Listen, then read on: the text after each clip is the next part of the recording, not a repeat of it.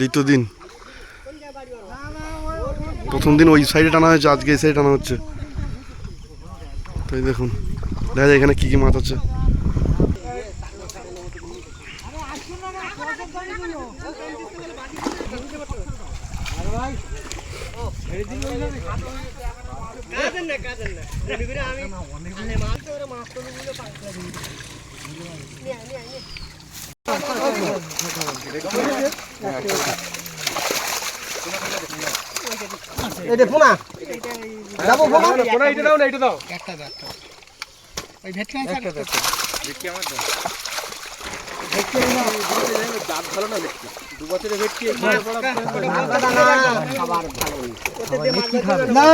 চিংড়ি মাছের লাট খাবার ভালো নি।